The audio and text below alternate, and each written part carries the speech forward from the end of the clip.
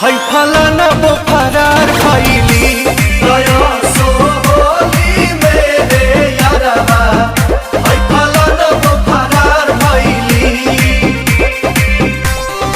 अरे विकियो का फेरा में रहता है। हो सकता है गौवा का लोगवा खिलाड़ सारा कहता है